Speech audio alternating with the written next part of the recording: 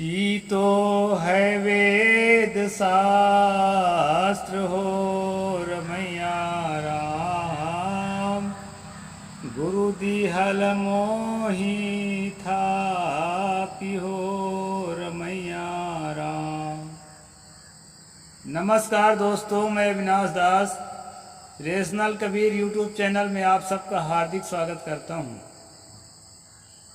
दोस्तों, यदि आप चैनल को सब्सक्राइब नहीं किए हैं तो सब्सक्राइब ज़रूर करें और शेयर करके अपने सभी ग्रुपों में सभी मित्रों के पास वीडियो को पहुंचाएं। बेल आइकन को प्रेस करें, ऑल नोटिफिकेशन ऑन करें ताकि हर नया अपडेट आप तक पहुंच सके। और दोस्तों, मुझे कमेंट ज़रूर लिखें। जैसा कि आपको मालूम है, अभी हम मनुस्मृति पर स्ट्रीम कर रहे हैं। साथियों, सतगुरु कबीर साहब की 2 लाइन मैंने बोली है, उसका संक्षेप में मैं अर्थ कर दूं, फिर आज के प्रसंग पर चलते हैं।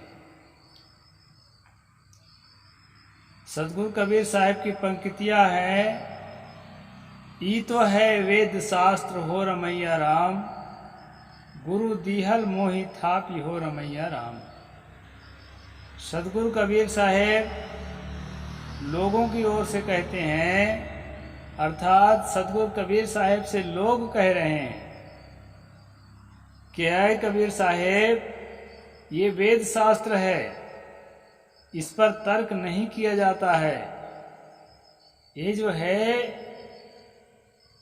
इस पर बड़े सौभाग्य से मेरे गुरुदेव ने मुझ पर स्थापित किया, वेद शास्त्र के मार्ग पर मुझे स्थापित किया, यह चलने के सही रास्ते को बताया है। मुझे इसी रास्ते पर चलना है और इसी से मेरा कल्याण है। इस तरह से दोस्तों, जिसको हमारे रेशनल भाषा में कहते हैं मानसिक गुलाम, वो मानसिक गुलाम बोलता है कबीर साहब से कि हमें ऐसा ही करना है, क्योंकि ये वेद शास्त्र का परमात्मा के द्वारा दिया हुआ मार्ग है, हम इस मार्ग पर चलना चाहिए। जिस जाति को जो काम सौंपा गया है, उस जाति को वही काम करना चाहिए और उसके बदले में जो भी कर्तव्य और जो भी अधिकार बताए गए हैं, उन अधिकारों में संतुष्ट रहना चाहिए। उससे आगे बढ़कर के और कुछ भी करने के प्रयास नहीं करना चाहिए। ऐसा सतगुरु कबीर साहब से लोग कहते हैं। तो दोस्तों, आदमी के दिलो दिमाग में जब यह अच्छी तरह से माइंड सेट कर दिया जाता है कि ये जो है ईश्वरीय कर्तव्य है, इससे आगे या पीछे कुछ भी सोचना या करना तुम्हें नहीं है। कुछ भी करोगे तो तुम्हें नरक होगा, या अगले जन्म में इससे भी और जो है अधिक कठिन दुख वाला शरीर तुमको प्राप्त होगा। तो इसलिए दोस्तों, राज आज्ञा और धर्म आज्ञा, और इस धर्म आज्ञा को चलाने के लिए राज आज्ञा का सहारा लेना। अभी हम 8वें अध्याय में मनुस्मृति में हैं दोस्तों। तो इसमें जो है पहला श्लोक, दूसरा श्लोक, तीसरा श्लोक में ये बताया गया है कि व्यवसायिक विषयों के ऊपर विचार करने की इच्छा से राजा ब्राह्मणों और विचारशील मंत्रियों के साथ विनीत भाव से राजसभा दरबार में प्रवेश करे। राजा के लिए धर्म आज्ञा है कि वो जो है विनीतशील मंत्रियों के साथ और ब्राह्मणों के साथ, विचारशील ब्राह्मणों के साथ राजसभा में प्रवेश करे और विनीत वेश और अलंकार से युक्त होकर राजा वहां बैठकर या खड़े होकर दाहिना हाथ कपड़े से बाहर निकाल काम करने वाले पुरुषों के कार्यों को देखे। जो मैंने कहा, गुरु दिहल मोहि थापि हो रमैया राम, जो ब्राह्मण रूपी गुरु है, जो संसार का अपने आप को गुरु बता दिया और लोगों ने विश्वास कर लिया, तो विश्वास किए हुए लोग ठीक उसी तरह काम कर रहे हैं कि उससे हटकर काम कर रहे हैं। कोई वाल्मीकि जाति के आदमी टट्टी उठाने के अलावा कोई दूसरा काम तो नहीं करने लग गया, कहीं कपड़ा सिलने लग गया हो। कोई नाई बाल छीलना छोड़ करके कहीं हल तो नहीं जोतने लग गया हो, कहीं गाय तो नहीं चराने लग गया हो। इस प्रकार से उसकी पूरी तरह से देख रेख, जिस जाति को, जिस वर्ण को, जिस कुल को जो काम दिया गया है वो ऐसा ठीक से हो रहा है कि नहीं हो रहा है, इसका निरीक्षण परीक्षण करने के लिए धर्म ने राजा को आदेश दिया। यहाँ पर दोस्तों इसी बात को बताया गया है। आगे है प्रत्यहम देश दृष्टैश्चा शास्त्र दृष्टैच हेतुभिः अष्टादशसु मार्गेषु निबद्धानि पृथक पृथकम। अभी स्पष्ट हो गया। ऊपर की बात आपको लगता होगी कि साहेब अपने तरफ से कह रहे हैं क्या, ये तीसरा श्लोक में एकदम स्पष्ट है। ये 18 भागों में है। इसका देशाचार, देश अर्थ करने वाला भी साफ साफ लिखा है, देश जाति कुल आदि तथा शास्त्र विचार गवाह इत्यादि प्राप्त हेतु के पृथक पृथक नित्य विचार करे। ये बात है दोस्तों। यहाँ और जो है 4, 5, 6, 7 श्लोक तक और है, उसको मैं संक्षेप में पढ़ता हूँ। ऋण लेना, किसी के पास थाती रखना यानी अमानत रखना, बिना मालिक के पूछे किसी चीज को बेचना, साझे का व्यवहार, दी हुई वस्तु को फिर लेना, वेतन न देना, दी हुई वस्तु से इनकार करना, खरीदी बिक्री में किसी बात का अंतर पड़ जाना, स्वामी और पशुपालकों के में विवाद होना, सीमा की तकरार, गाली गलौज देना, मारपीट करना, चोरी, साहस जबरदस्ती करना, किसी की चीज ले लेना, पराये पुरुष के साथ स्त्री का संपर्क करना, पति पत्नी के संपर्क धर्म की व्यवस्था है, पैतृक आदि धन का विभाग, जुआ, पशु पक्षियों को लड़ाना, व्यवहार। ये 18 स्थान है, यानी झगड़ा होने के 18 स्थान है। इन मामलों को लेकर के लोग झगड़ा हो सकते हैं। और इन मामलों को लेकर के यदि झगड़ा हुए हैं तो वो वादी किस जाति के है और प्रतिवादी किस जाति के है, उसका वकील जो है या उसका जज जो है इस आधार पर वर्डिक्ट तैयार करेगा, उस पर निर्णय फैसला बनाएगा कि वो जो जाति धर्म बताया गया है उसके अनुरूप है कि नहीं है, या वो झगड़ा होने वाले जो लोग हैं वो किस विषय को लेकर झगड़ा हुए, उसमें बताए गए नियमों के अनुसार कौन है और उसके अनुसार कौन नहीं है। यहाँ पर राजा के लिए ड्यूटी दिए गए। ऐसे स्थानेषु भूयस्तु विवादम चर्ताम निर्णाम धर्मम शाश्वतमा मिश्रित कुर्या कार्य निर्णयम। इन 18 ऊपर जो 18 बताया गया है, 18 विवाद करने वाले मनुष्यों के धर्म का निर्णय परंपरागत धर्म का आश्रय करके करना चाहिए। हो गया स्पष्ट। परंपरागत, जिसके लिए परंपरा में जो काम बताया गया है उस काम में कितना उसके अनुकूल है, इस बात को देख करके राजा या कि उसके जो कहना चाहिए कि जो न्याय करता है वो निर्णय करेगा। यदा स्वयं न कुयाति निवृत्ति कार्य दर्शनम तथा नियुज्यत विद्वांस ब्राह्मणम कार्य दर्शनम। यदि स्वयं राजा काम न कर सके तो उस काम पर किसी विद्वान नीति निपुण ब्राह्मण को नियुक्त करे। साथियों, न्याय करने के लिए ब्राह्मण को नियुक्त करने के लिए मनु यहाँ कहते हैं। राजा अगर बहुत ज़्यादा युद्ध का काम, इधर का काम, उधर का काम, बहुत काम हो गया है या आराम करना चाहता है तो न्याय का काम अगर किसी को सौंपना है तो ब्राह्मण को ही सौंपे। जबकि अंग्रेजों ने कहा था कि ब्राह्मण में न्यायिक चरित्र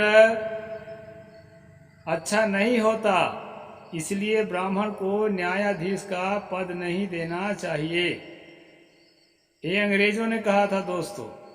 जबकि यहाँ मनु ठीक विपरीत कह रहे हैं। अगर राजा का न्याय करने की क्षमता नहीं है या न्याय करने का मन नहीं है, ऐसी स्थिति में वो ब्राह्मण को न्यायाधीश नियुक्त कर सकता है।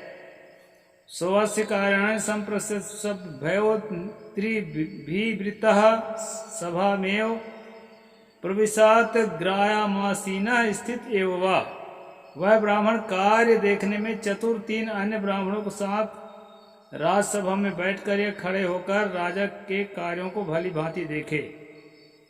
अब ब्राह्मण जो है राजा का देखरेख कर रहा है कि राजा के जो कार्य है हमारे धर्म के हिसाब से जैसा हमने निर्धारित किया है उसके हिसाब से राजा कार्य कर रहा है या नहीं कर रहा है।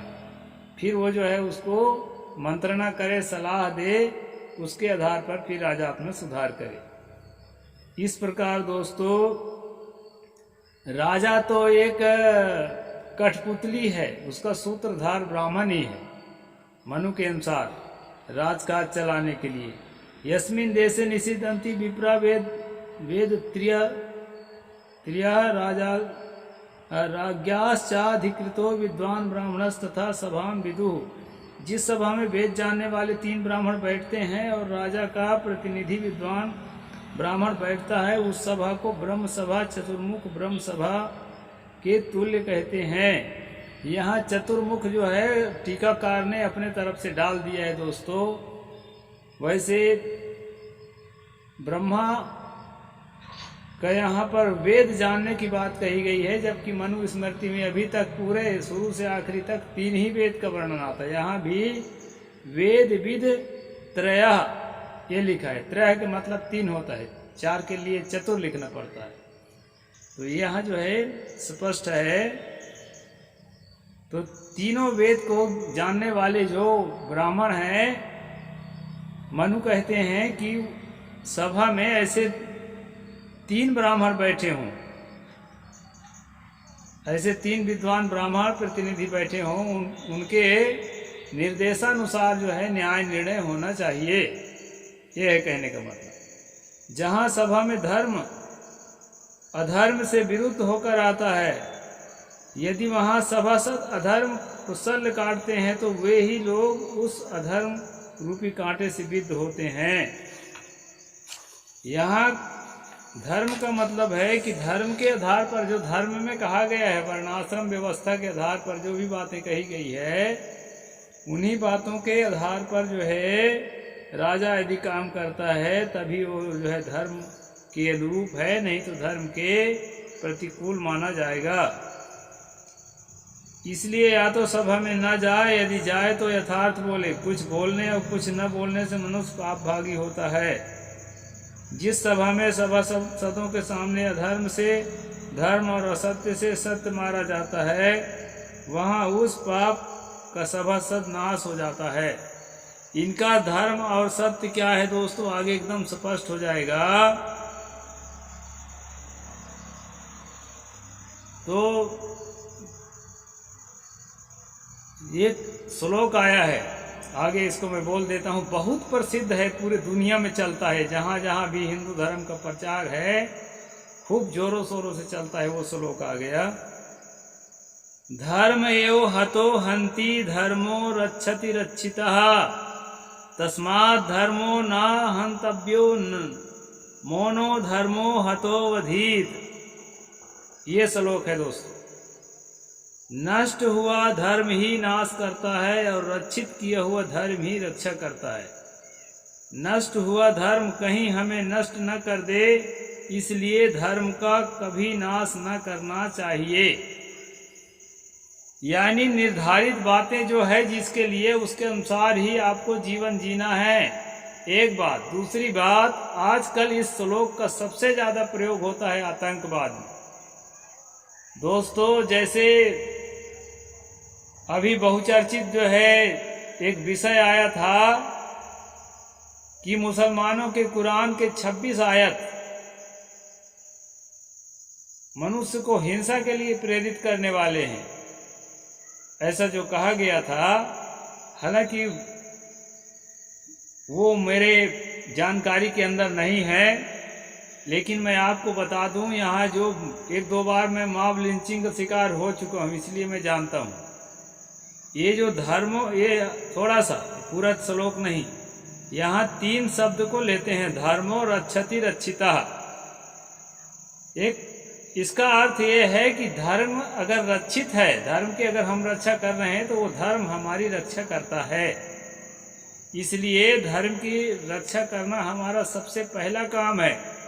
हम जो भी हैं, हमें कहते हैं कबीर पंथ जो है ना, ये साहेब बंदगी करते हो। अगर आरएसएस ना हो, हिंदू धर्म ना हो, तो कब के मुल्ला लोग तुमको अल्लाह अकबर करने के लिए विवश कर दिए होते हैं। और जो है कब के ये ईसाई लोग तुमको चर्च में विवश कर दिए होते प्रार्थना करने के लिए। ये तो हिंदू धर्म के शाखा कहलाता है, इसलिए बचे हुए हो। ऐसा करके दोस्तों धमकी देते हैं और धर्म की रक्षा में साथ देने के लिए भी हमारे कबीरपंथी साथियों को उकसाते हैं। और वो धर्म क्या है? वो धर्म है यही अंधविश्वास पाखंड, जिसकी रक्षा करना चाहते हैं लोग। यही जातिवाद, यही विषमतावाद, यही मूर्खता, इस पशु को मार के ऐसे हवन करना है, ये सारी बातें, झाड़ फूंक, तंत्र मंत्र, पत्रा पंचांग और तमाम कहानियां, जो बंदर ने सूर्य को खा लिया, इस तरह से तमाम कहानियां, यही है धर्म। इसकी रक्षा के लिए अपना प्राण देने के लिए तैयार हो जाते हैं। और इसके खिलाफ बोलो तो सामूहिक रूप से जो है ये लोग हमला करते हैं। तो ये इसी श्लोक का ज्यादा उपयोग होता है दोस्तों, केवल 3 अक्षरों का, धर्मो रक्षति रक्षिता। इसका एक सकारात्मक अर्थ यदि होता कि मानवता के, नैतिकता के रक्षा करने के लिए, मानवता और नैतिकता जो है मनुष्य समुदाय के लिए हितकारी है, ऐसा अर्थ अगर किया जाता ना तो बहुत बढ़िया बात भी है। लेकिन ये अर्थ नहीं होता है। यहाँ तो मैंने देखा कि जो एक ईसाई महिला मर गई थी, बुढ़िया, वो चमार जाति की थी, तो उसको गड्ढा नहीं खोदने दिया गया कब्रिस्तान में। फिर अपने आंगन में जाकर के, मैं इसी गांव की बात बता रहा हूँ, उसको मजबूर होकर गड्ढा खोद के दफनाना पड़ा आंगन में। विवश कर दिए, गरीब आदमी था, उसकी पहुंच नहीं थी। मैं भी रात को वहाँ देखने गया था तमाशा। तो इस तरह से दोस्तों जो झुंड के झुंड धर्म रक्षा के नाम से लोगों के अंदर ऐसा ब्रेन वॉश किया जाता है, उनको ऐसा भीतर से तैयार किया जाता है, वो भीतर से तैयार होकर के जो है आतंकवाद करने के लिए राजी होते हैं। वो किस धर्म की रक्षा है दोस्तों? अभी जो इस श्लोक में मैं पिछले 18 प्रकार की बात बताया हूँ, ये 18 प्रकार के जो विवाद के स्थल हैं, ये अभी आगे और स्पष्ट होता चले जाएगा 8वां अध्याय में कि किस जाति को कैसा जीवन जीना है, औरतों को कैसा जीवन जीना है, राजा को कैसा जीवन जीना है। वो तो मैं पिछले 7वां अध्याय में बता दिया हूँ, किस तरह स्त्रियों से विलास करना है, क्या करना है, वो सारी बात आ गई है। अब इस अध्याय में यही चलेगा दोस्तों। तो इस धर्म की रक्षा से आप जो है नरक में रहेंगे अभी जैसे हैं। अब इस धर्म के, मैं नहीं कहता हूँ कि इसको जो है तिरस्कार करो, जिसको मानना है उसको मानने दो, लेकिन अपने जीवन से निकाल दो, जैसे मैं निकाल दिया हूँ। अपने व्यक्तिगत जीवन से किसी भी धर्म संप्रदाय की मान्यताओं को खारिज करने का आपको कॉन्स्टिट्यूशनल राइट है।